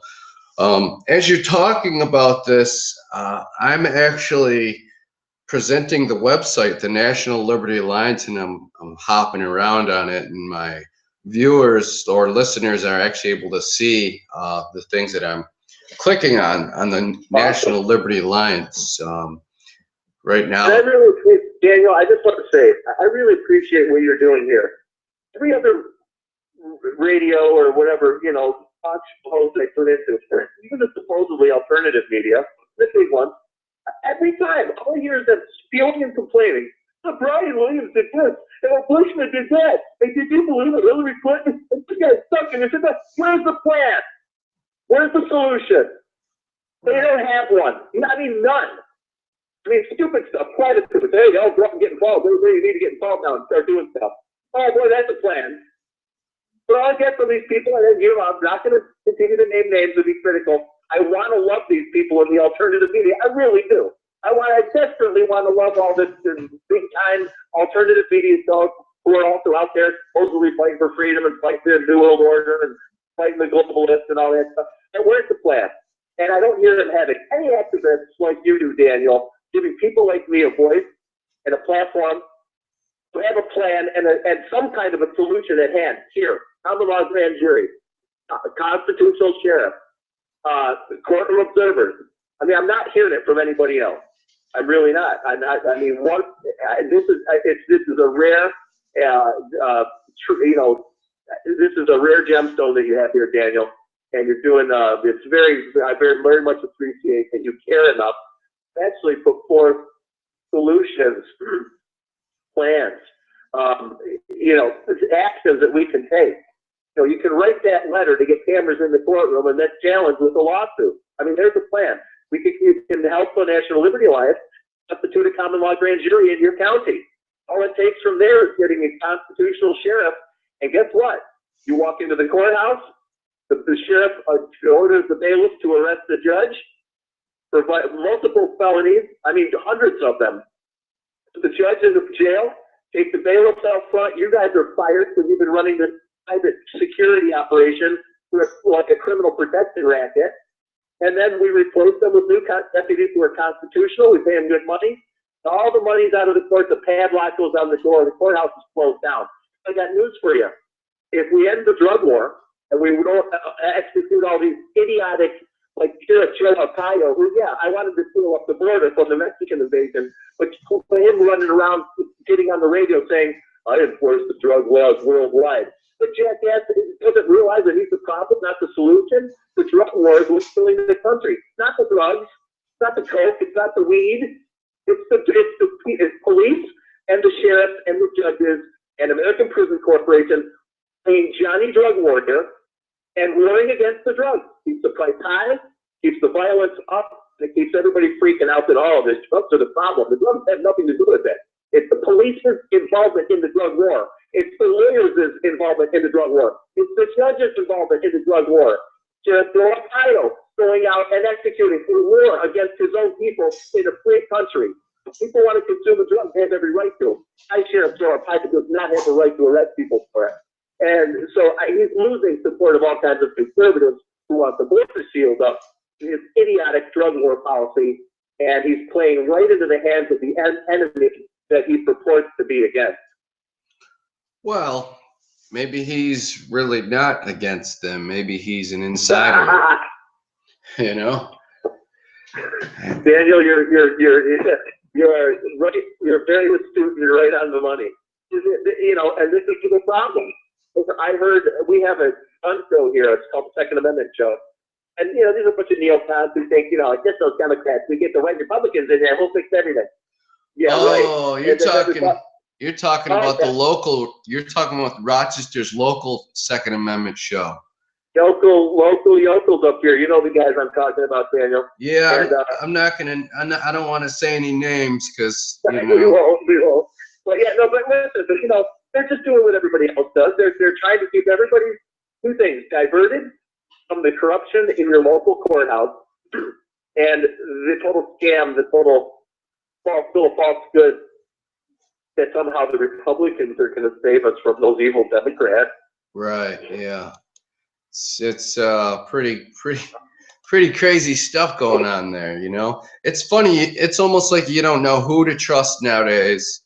It's very difficult. I think there's a lot of infiltrators at the higher level, and I have a lot of useful idiots at the lower level buying into garbage. Right. Like, precisely, and I got to revisit it one more time. Joel Gilbert, the filmmaker who made Dreams of My Father, you know, telling people that, well, you know, the problem is the executive branch, and they're writing executive orders, and the legislature's not doing anything, and the court is not doing anything. I got news for you. The courts are allowing it to happen. They could stop it tomorrow. So this is why the National Liberty Alliance is so important. We're the only ones talking about the courts. Everybody else is obviously either really stupid or clearly working for the enemy. Because, I mean, the solution is it's like an elephant in your lap. It's not just an elephant in the room. It's an elephant in the lap. I mean, the solution is right here. Right. It's right. But then, by the way, people who think we're just kind of shoot from the hip and setting up a parallel set of courts, we're not doing that at all. We're seeking to get into our own courthouses under a common law grand jury. And under the Williams decision from the United States Supreme Court, this is a Scalia decision out of the U.S. Supreme Court, the grand jury is the most powerful branch of government, more powerful than the executive, that's the president, more power than the legislature, that's your Congress and Senate, and more powerful than the judicial, which are the corrupt courts. Right. Hey, so the grand jury is, yeah. Since we're on this interesting thing, I noticed there was something you guys have that I happen to support on the website here. It's under the political tab, and it's called the Committee Man. Yeah. Interesting. Yeah. Interesting story to tell you about that. That was kind of the original. That was what the National Liberty Alliance started out as. Right. I remember that. And the idea was that, well, the short answer is they were trying to fix it just before I came on board. We're trying to fix it through the legislative process, through the committeemen. And they were finding that they kept getting blocked in the court. Oh, go figure. Oh, what do you know? They tried to go into the legislature and get all the right Republicans, the good conservatives, the more Tea Party people. Yeah. That'll fix everything. Oh, sure. And we're going to get a good president. We're going to get Ron Paul. We're going to get Rand Paul. Yeah, we're going to have Ted Cruz. Woo-hoo! We're going to have a good conservative right. That don't mean jack. Because it's the courts where it's at. Once again, everything stops for the courts. Right.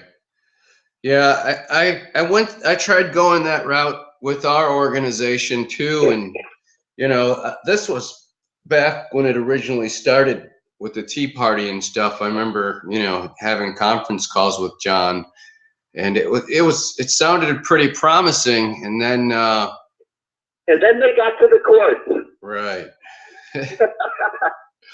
Yeah, we really need to start going after these judges on a legal way. That's exactly right. You know, because you got to put in a lawful way. Right, in a lawful, legal way, and it can be done. It's being done on a local level in Rochester all the time. there's a group, I'm sure you know who I'm talking about. That's called RochesterLaw.org. Yeah, they do good work. Yeah, they do good work. Right. They fight on a more of a personal level when it comes to like tickets and stuff like that. But they're good about that. Yeah, they found ways of getting judges actually thrown off the bench legally. And I believe this is the same strategy that we need to take when it comes to these other court cases. You know, you might want to mention that to the National Liberty Alliance. Maybe have some of the guys from the Rochester Law Forum. I know right where you're going with that. Let me respond to that, because I like to nip this one in the bud when it first comes up. There are ways, if you choose to, how do I put this, fight the system, do battle in court, on their turf and on their terms, in what is called UCC, which is commercial code and other codes that aren't UCC statutes. And it's tempting. People have had success with it. Other people have not. You screw it up and you're going to prison. Because, as we say at the National Liberty Alliance, they're not going to let you play in their sandbox. You don't know their speak, their lingo, their way, their routine. And even if you did, they're gonna throw a wrench in your gears, and they're not gonna let you win. Now, some people have. Sometimes they back up the courts up, and they say, "Well, we better, you know." But trust me, the safer and the better and the the way to take the high ground is to go with common law and not recognize their fiction. And as soon as you start playing in, you know, there's ways within this federal code and the UCC and all these statutes and criminal procedure law books that are 5 inches thick, and, you know, it's what the lawyers make their living off of. You can jump into that, try to learn it, know it, and maybe have some success. But that's really not the way to bring justice back into the court. That's a way to get stuff. It's a way to see revenge against the judge, maybe, you know, lawful revenge, you know, maybe take down a judge. Maybe you try to lien his, I don't know, I've seen people try to lien properties and pay the price for it. It's not advisable. We don't recommend recognizing the fiction by trying to dance with them on their turf and on their ground. We're not going to get anywhere that way. We're going to have a lot of people spinning their wheels and basically standing in one spot, turning around in a circle like the ballerina. That's how far you're going to get with that. You may take a step or two forward. We really need to bring common law back into these courts, so we don't have to go in there and spend 4 months at Rochester Law learning the codes, trying to go in and get stuff that we want. There's no real fix in that. You're not paving the way for the next person behind you to be free. It's self-serving, from my observation of it. Although Rochester Law does good work, I'm not saying they are self-serving. They've been really nice about helping individuals with their cases, and that's cool. But they're not. There's no ultimate justice and no ultimate fix. There's no ultimate plan in what they're doing. It's just nipping away a little bit here at a case, trying to get this guy to get things here on next Thursday, and we got to go and let's try to file this and try to avoid that. And we can go after this judge, and do you have his bond? No, I couldn't find his bond. How about his oath? Yeah, I went down to the clerk's office. I couldn't find his oath or bond. I know. They don't have oath or bond. They're all criminal. We got to shoot a little higher here. We got the bigger fish to fry than UCC battles on individual levels, so people can feel like they're making a difference by fighting their individual case. Go into common law. You go into the court, you challenge their jurisdiction that you have common law as the rights of as a free individual. We don't like to use the word sovereign citizen because those two words have been co-opted, and people automatically think, oh, cop killers, crazy, this, that. Common law is different. So, but you come in as a free man or free woman. Don't even call yourself human. Not even a human being. You're a man, you're a woman.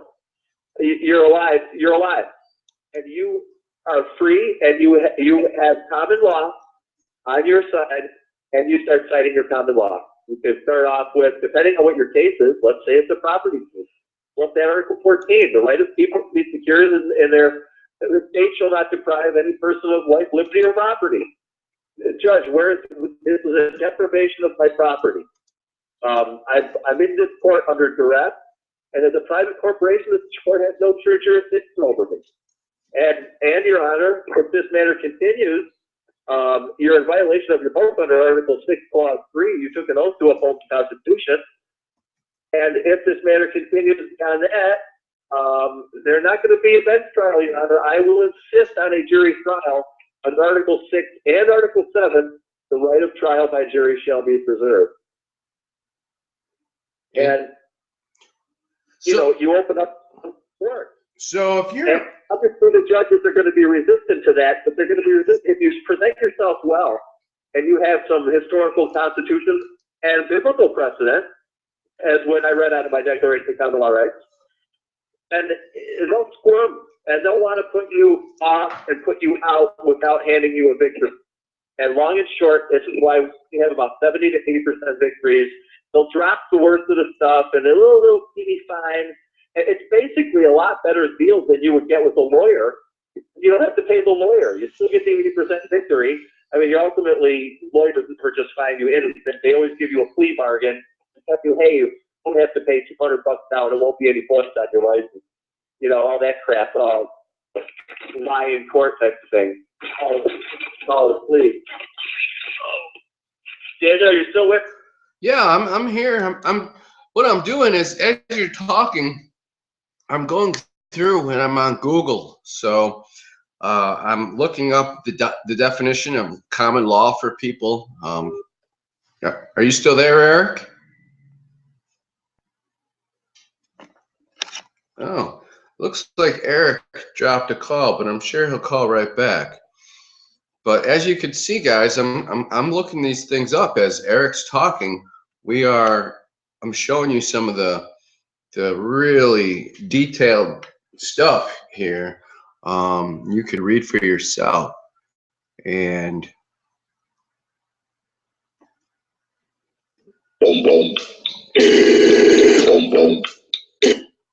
all right, Eric, I'm still here, buddy. I'm back. Got my battery charger plugged in now. So anyway, back to the where did we leave off, Daniel? I guess we're always going back to the courts. Every conversation we have, whether it's historical, economic, once again, your legislator, your executive, or irregardless, they have no power for the courts. The courts make the final say. So once again, when you go into court, you take your common law knowledge and your common law rights, and you present yourself well, and you file documentation with the court clerk. You've got a much better chance of succeeding than you do with a lawyer. You really do. Because of the bonding on these cases and the interest that the court's making, and the lawyer making $200 an hour, they have no interest in resolving your case. I know personally a gentleman here in Rochester, and I've seen the paperwork. 17 disabilities of an accident. All of them legitimate, from Shaw Memorial Hospital. I mean, these are all multiple doctors confirmed. I saw the paperwork that was going into court filings for Social Security disability settlement. 3.5 years it's been, and he's just they basically denied him, and because one of his T's wasn't crossed properly on one of his pieces of paperwork, and now he's got to go back through the whole system and reapply again, 6 more months. Even one of his doctors apparently he said, "My doctor's on the phone as we speak, tearing the lawyer a new a-hole because this is not appropriate." And very interestingly, we had just brought some common law questions into his matter about this dragging on of the case, and just questions, and they started to point towards the National Liberty Alliance, and all of a sudden they started moving on the case. So I tell you, public pressure works. Interesting. National Liberty Alliance, obviously you're dealing with common law, but do you know if there's any other law groups out there that are actually helping and training people on this particular things you're talking about? No, and if there are, they're probably small. And I've looked around, and I'm not big on groups or organizations or gangs or clubs. But this one is where it's at, and there is no other place that I would recommend people need to go because they pull together all the information. I mean, everything from all different kinds of people. Now, this isn't just stuff that we've formed. We bring in all kinds of people who've been doing this since before we have. So, like Bill Thornton and some other well-known experts in the field of fighting statute courts on common law grounds. And so the National Liberty Alliance really has taken care of bringing all the stuff in from all the little areas of, knowledge and history, etc., and videos, documents under one umbrella called the National Liberty Alliance. And that's why I'm so impressed with what they've done. I mean, there's just all kinds of, you can just be there forever. They have a civics course you can take. And I recommend that people take that civics. When we get back into the courts, there will be paid jobs for administrators of the common law grand juries in each of the counties that are constituted. And we're working on constituting all the counties right now. We actually have constituted them. We just don't have the 4-member grand jury mechanism in every county. We're up to about, I think John said, 60 to 70% at last count, and that's pretty good. That means we're way over halfway on our way up to 3/4 of actual common law grand juries in every county. And we're in, I think, every county in 32 of the states. 32 of the 50 states have common law grand juries from, spawned by the National Liberty Alliance in their county. And I want to reiterate, this is not an independent private organization that's coming up and trying to indict people like they do in the UCC world, where they kind of play in the lawyer sandbox and hope to win. This is very real, and it is what our republic was founded on. We're not revolutionaries here. We're restorationists, and we're putting things back the way they should be, where people will have their freedom and they'll have their private property, and they're not going to have any tax collector banging on their door, "Where's my money?" or coming into their business saying, "I need to inspect your refrigerator." All these victimless they can, I guess they can commit that, but if a common law sheriff gets called, that guy, the inspector from Ag and Market, gets arrested. That's what they do down. They've done it in Tennessee. The sheriff in Tennessee arrested the feds. He threatened to arrest them. They were interfering with an arson investigation, and the sheriff had it all under control. And these real creeps came in from out the state and said, "Hey, we'll take care of it." And he said, "Oh, no, you won't." And said, "You're going, I got a nice, hotel room with metal bars on it for you guys if you get in the way of my investigation." And they stay away. And they go to whatever corrupt sheriff they can buy off, or they have a control file on. And a control file is where they have dirt, somebody cheating on their wife, or didn't pay their taxes for a couple of years or whatever, and that's how they keep people like Al Sharpton and Jesse Jackson and George Bush and Chief Justice Roberts of the U.S. Supreme Court. I could go on and on and on through the list of all your people who have control files, and they know they got to play ball, right, or their control file gets outed, and a lot of it has to do with very disgusting sexual behavior, and I wouldn't even want to get into it here on the air, but suffice it to say that the Vatican Intelligence Agency has dirt on pretty much every public official you see. They don't get allowed into public office unless they do have a control file, because that's the way they are controlled and forced to vote whatever way that the globalists want them to vote. Right. And if anybody has any doubts, just look at where the world's going right now toward a one world government. Well, just look at the history of the Nazis. Just recently, there was a case that came out. Glenn Beck actually was talking about one of the higher officials in the Justice Department, I believe it was just indicted for pedophilia.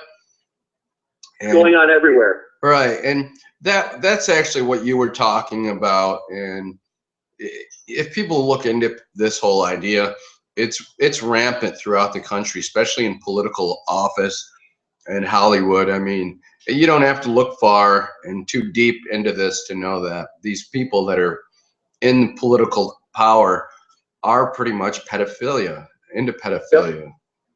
Most of the people in political power and a large percentage of the priests are pedophiles. The people in political power, they're allowed to keep doing their evil deeds, and their control file, the dirt, the evil deeds that they've done get kind of kept in the closet as long as they play ball. And of course, the priests get shuffled around from one parish and one congregation to the next. So, the Vatican doesn't have to get exposed for, bring up for pedophile priests, and it goes on everywhere. I mean, there are cases, a few that make it into the media. I mean, those are just the guys that caught. You have to realize, people, that this is going on endemically throughout the entire system. I know I have a cousin personally who was a priest. We had 4 priests in my family at one time. Just on one side of my family, and 3 of them left. 1 of them passed away. But 3 of the 4 left the priesthood, and 1 of them left because of the horrible, horrible things he saw when he was working in Harlem, New York City. Not in the community, in the poor. I mean, it was bad enough. What was going on in the priesthood, and what was going on in these, these Vatican subsects that are set up shop throughout the nation, and then hide behind all these people who think they're Christians because they're walking into this big building with music and stained glass. And if you have enough money and enough deceitful power to convince people, through layers of brainwashing and deceit, you can really get quite a following. And this is what the Catholic Church has been doing. And I'm no thing to be Catholic bashing, but once again, if you're a Christian, you're a Christian. Anything else, anything more specific you get from that point is cultic. You with the U, C-U-L-T-I-C, not Celtic, but cultic, as in a cult. And so, I mean, why do you think the pointy hats and the long white robes look like graduates from Ku Klux Klan College? Right. I mean, that's what I saw when I went to the ordinations at St. Patrick's Cathedral. Black robes, which is basically Satanist, and long white robes, which are Ku Klux Klan. I mean, there's not anything. And by the way, Daniel, that's the word of God say, call no one Father but the Father in heaven. Who are these guys running around, priests calling themselves fathers for? Talk about a slap in the face to the word of God. So, I won't get into a big, but it's important that we talk about this, because guess what? I got news for you people. Everything's pretty much run by the Vatican, whether you think it is or not. There's a vicar general for your area who manages all the judges and local legislators, and they know where the power is, and it's unsaid in the media because guess who's the media? Right, yeah. But not the anti-New World Order party. So this is a place, people, where you will get real truth, and I appreciate what you're doing, Daniel, because you won't see anybody in the mainstream prostitute media having enough guts to talk about the Vicar General and the Vatican influence on your land. If you want a little historical insight on this, people, open up your dictionary and look up the word Inns of Court. That's capital I, double N, as in nightmare. Hold on. I'm going to type that into Google, and I'm going to see what pops up. All right, spell that again. I-N-N-S.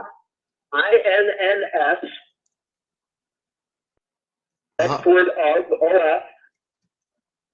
That's word court, C-O-U-R-T, with a capital C. Capital I and a capital C now. This is a proper name. I ran across this paging through my dictionary. I know I'm a dork, people, paging through my dictionary, but you got to know what you're talking about. You have to know definitions of words. And I was on my way looking for another word, and there up came, I saw at the top of the page, Inns of Court. And I'm going to read the definition that's in my dictionary. And Daniel, you can read what you got on that. From hold on. Let me get this straight. I got I-N-N-S-O-F-C-O-U-R-T. Yes, Inns of Court. Inns of Court. Inns of Court. Okay, now let me read, before you read yours, Daniel, let me read mine, and then I'll bounce it back to you. Okay, so I'm going to open up my dictionary here, and I found this just by chance, and now listen to very carefully to how this is worded, people. This is where they'll get you. on one word can change history. The original Constitution was called the Constitution for the United States of America. And now it's the Constitution of the United States.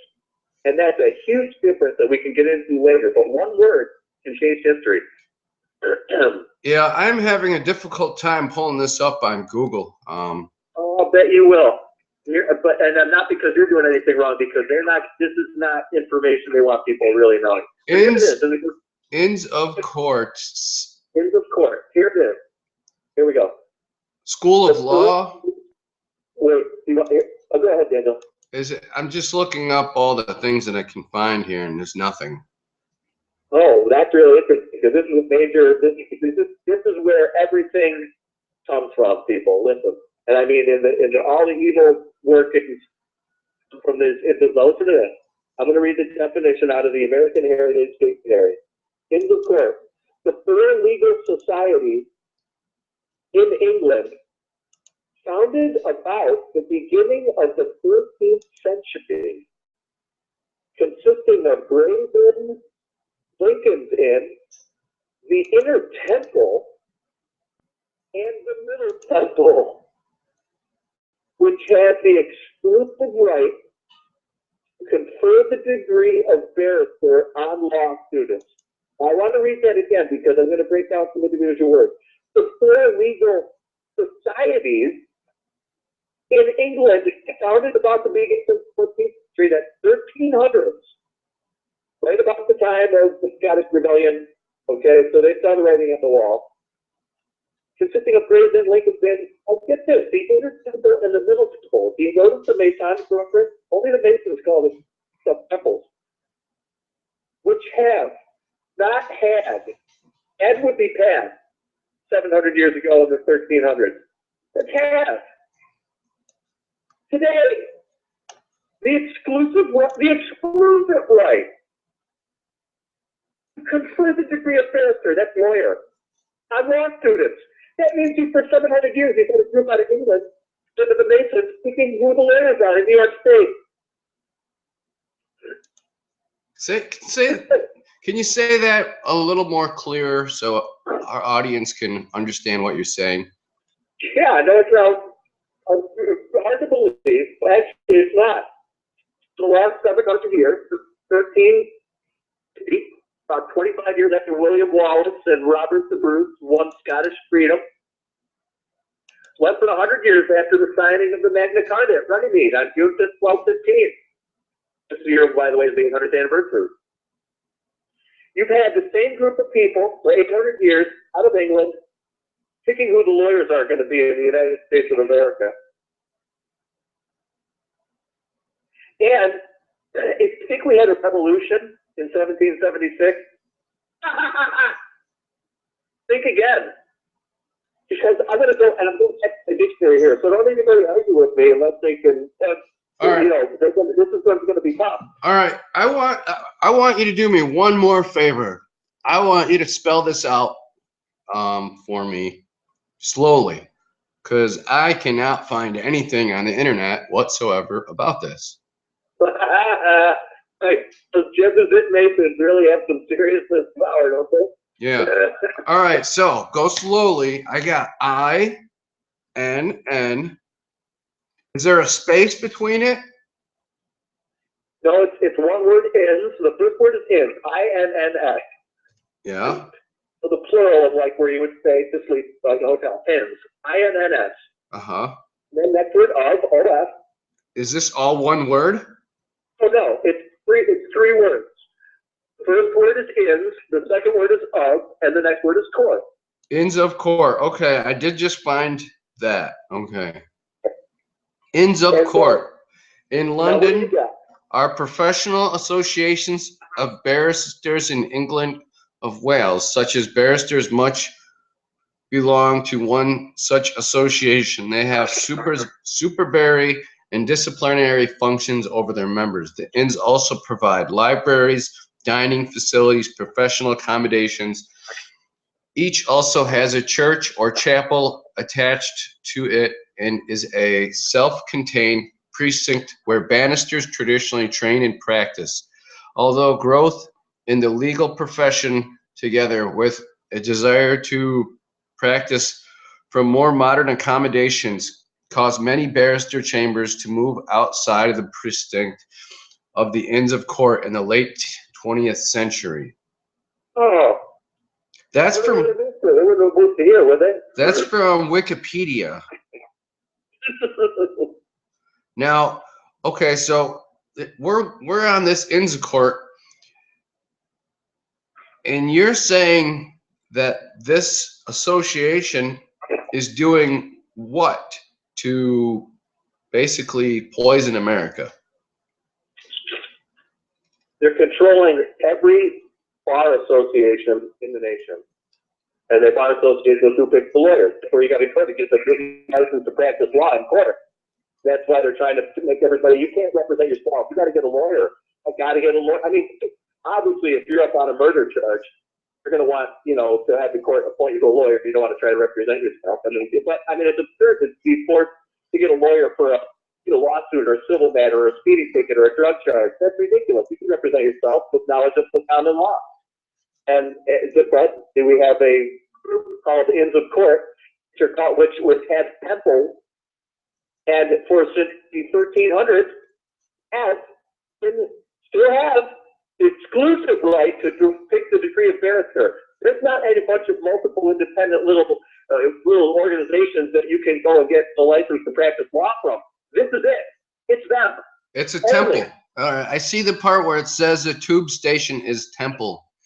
Are near one another in central London. Middle Temple and Inner Temple are liberties of the City of London, which means they are within the historic boundaries of the city, but not subject to jurisdictions. Oh, how convenient. They operate as their own local authorities. These two, yeah, it says these two inn neighbors each other and occupy the core of the temple area. The closest tube station is Temple. So basically, you're saying that these people that are controlling the courts are secret societies? Yeah, Masons. They're Masons. Absolutely. You know our friendly, loving Masons, Daniel. Wow. It's them. That's who it is. That's why they call themselves Temple. The Masonic Temple. 1300, these guys are the Masons. This is who it is. Interesting. Very interesting. And we know from studying the Masons at the anti-Illuminati party that basically the Masons are all about worshiping Lucifer. And obviously Albert Pike, who was one of the founding members of the Freemasons, wrote about how they basically want to bring forth the light of Lucifer in his book, Morals and Dogma. So if anybody, tries to say that this is not true, all they have to do is their own research, and you're going to find out that, the top Masons, which are, the Illuminati control people, that obviously now what you're talking about, this sounds like a conspiracy theory, but in reality, this is a real conspiracy. And we're uncovering this here on this show, and we can go right to Wikipedia and show you. We're actually looking at what Eric's talking about on Wikipedia. and I had never seen that on Wikipedia, Daniel. I pretty much get everything out of the dictionary right now. I'm so hardcore about. I want the source, the Bible in the dictionary, and I'm really glad you pulled that up though, because it's good. The internet's great for confirming. And expanding upon what we were just talking about. You know what it said? They have their own jurisdiction, independent, set up right with it. Right. Who's going to go and set up shop in the Queen of England's backyard and say nobody has jurisdiction including the Queen? The Vatican Masons. Wow. Yeah, there's some pretty wild stuff here that I'm trying to find where it's talking about. I want to click on where it talks about the temple here and see exactly what they mean by the temple. Yeah, that would be nice to expand upon that, Daniel. The temple. I'm clicking on it right now.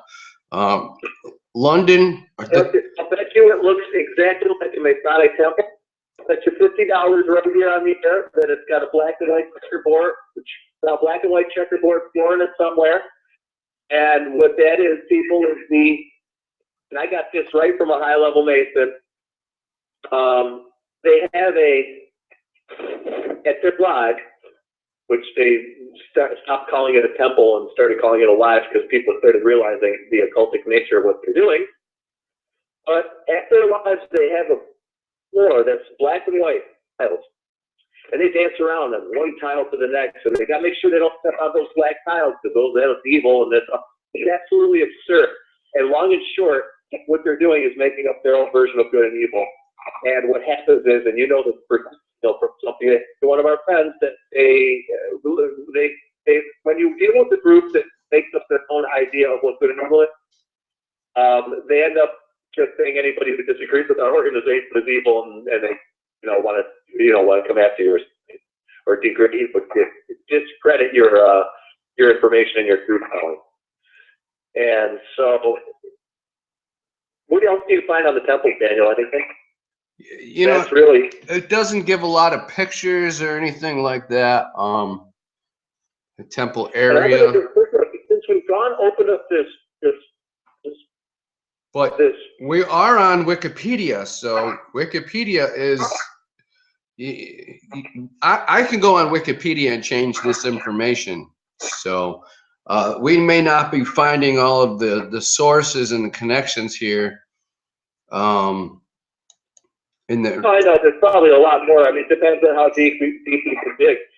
I'd love to see some of the original, books on this, but I'm sure they're locked up in some vault. The really important ones. I mean, they'll give us tidbits out of the dictionary and Wikipedia. But imagine, folks, how deep this rabbit hole goes. I mean, Daniel and I are just we're just scratching up the surface and really exposing. We've kind of just opened the door, and finally, it's like, wow, what's in here?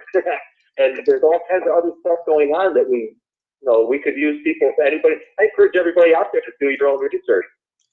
Get into the old books and research the hard copy and get it on the internet. See what you can find there. The internet's going to be, easy for the powers that should not be to sanitize and delete things and remove certain, things regarding history that they may not want to know. Well, I'm gonna just do, out of curiosity, I'm gonna do the Inns of Court in the connection, the Freemason connection. So try that and put it in quotes.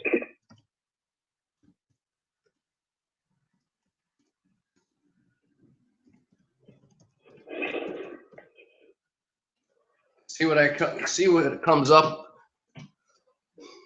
And while you're doing that. Oh, it's there's a bunch of things that actually pop up. It says we have 241,000 results for this. Open up one of them that looks semi-reliable. There's NWOtoday.com, NoDebt.com, Circle of Prayer, World Freemasons over the centuries developed into a worldwide fraternity. This is okay. So this is the actual one of their own groups saying that they have collectively have a secret link of adult men. American Bar Association. Here we go. Freemason. Open it up. This is healthfreedominfo.org. However, the British Inns of Court eventually planned to root on American soil. 32-degree Shriner Freemason left the secret. That's exactly what I was just saying. The Inns of Court formed up in early 1300s in England. It came right over here. Nothing happened during the Revolution. And look at George Clinton. Did I do a program with you on that, Daniel? What's that? Did I do a program with you a few weeks back on George Clinton or not? You did. You spoke about the governor of New York State, George Clinton. Yes, and how and just to we'll revisit that in case you had new listeners that didn't catch that show. Yes, and I'll film this once again. The latest dictionary here. I'm not speculating. Here we go. Hang on one second, folks. Now, I see the word Clinton is in the dictionary. Clinton with a capital C, upper name. Yeah, the Clinton family, they go way back into the history of America, so. Listen to this. George Clinton, who was 1686 to 1761, was a British admiral and the colonial governor of New York under British tyranny. And this guy murdered people and killed colonists, burned their houses down, stole their guns. And then we have a George Clinton number 2, 1739 to 1812. Vice President of the United States under Thomas Jefferson and James Madison. First governor of New York State. Wait a minute. The governor of New York, that was a colony just before the Revolution, British admiral, named George Clinton. And then after the supposed American Revolution that supposedly fought for a supposed freedom, as another George Clinton was a different guy, same name, Vice President under Jefferson and Madison. Come on, and the first governor of New York State. So did you get that? The governor of New York, the colony was doing George Clinton, and the governor of New York, the first state, was also named George Clinton. Two different guys. So tell me they're not related. So, and yeah, sons of the American Revolution assured me that they were not related. Oh, and guess what? It turns out they are related. And the younger George Clinton, the one that was vice president under Jefferson, vice president under Madison, personal friend with George Washington during the Revolution, and the first governor of New York State, where he got his start from his British admiral relative, senior George Clinton, at a law office, a clerkship in the law office of the Ulster, New York County government. Okay, so you get that right there. So the British were pre-positioning their barristers in points of lawyership, law clerks, in the law offices. I rises to power of the friend George Washington. One of my researchers says it looks here like he switched sides at one point. He didn't switch no sides, dude. He fucking infiltrated. He became friends. He put it on around George Washington. Says I'm with you now. Whether George Washington was stupid enough to believe it or not, I don't know. But I'll tell you this. Look at where we are now, and with the court, I've already made the case. Everything is in the court. President doesn't mean jack. Congress and Senate don't mean jack. It's the courts. So I got nothing changed. I got this. Look at the tyranny. Here's an interesting thing on Wikipedia. It talks about former governor of New York, exactly what you're talking about. George Clinton was an American soldier and statesman, considered one of the founding fathers of the United States. Born in July 26, 1739, Little Britain, New York. Died April 20th, 1812, Washington, D.C. His party was Democrat and Republican Party. Previous offices, Vice President of the United States from 1805 to 1812. Yep. Now, that's the interesting, let's see, what was the other George Clinton? George Clinton, British Admiral, 1686 to 1761. There was a question mark after the 1686, so it could be a year off. Some of these, they don't know. The dictionary had a question mark. But it's roughly George Clinton, British Admiral, Colonial Administrator. George Clinton became who became an English commander in the American Revolutionary War, and Lucy Mary Clinton, who married Admiral Robert Rodham. Robert Rodham.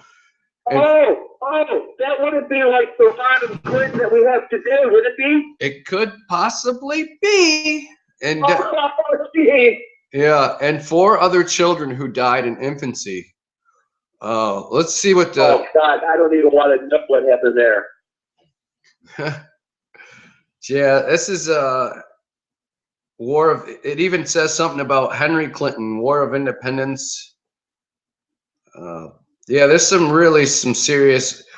George Clinton, Royal Navy officer. No. Now, did you get that? He's the relative of the other George Clinton who was supposedly fighting on our side of the Revolutionary War. Yeah. The younger Clinton, the American Clinton, the vice president, got his start from his relative, the British admiral. Yeah. This is it's pretty wild, and especially when you look into it, it talks about how Lucy Mary Clinton, who married Admiral Robert Rodham and had 4 children that died in infancy. Wait a minute. I want you to back up, and I want you to spell that out slow. All right. I mean, Daniel, if you listen to what you just hit on, probably, I mean, everything is right there. You got Rodham resurfacing. You got 4 kids being most likely, but I don't even want to speculate, but read that again. Yeah, this is saying on Wikipedia, George Clinton, a Royal Navy officer. George Clinton was married to Anne Carl. Their children were Sir Henry Clinton, who became an English commander in the American Revolutionary War, and Lucy Mary Clinton, who married Admiral Robert Rodham. And okay, so his daughter married Admiral Rodham. Got it. Right. Yeah. And then it says relatives, Royal Governor of New York, the politician. So, yeah, basically the family was on both sides of the fence. They were British, and then they became English. Right, American, yeah. And these are the same people that run the Bar Association, the Freemasons. Here you go. We just put together a history that you're not going to get from any school or any other radio, anywhere in the supposed alternative media. Right. Hey, Eric, listen, I'm going to have to close on this right now. We've been, recording here for a while, but I want to maybe continue on this the next time we talk. Maybe we can do a little more digging and connecting the dots on this subject. It's pretty interesting. Absolutely, Daniel. That sounds like a winner. So we'll open it up again for your listeners next show. We will be here again next Sunday. It'll be up to your schedule, Daniel. But we'll just take it from there, and we're going to uncover this history that nobody else is uncovering, and I mean nobody. Yeah, and there's a reason for that. Oh, boy. All right, great. So then we will definitely talk next week, and God bless, man. And I look forward to finding out some more information. And anybody who's interested to talking to Eric, go to nationallibertyalliance.org. You see that right on the screen here. So we will cut the broadcast short, and God bless. And till next week, see you later. Thank you, Daniel. All right, bye. Good deal. Good job. Good job. Good job. Oh.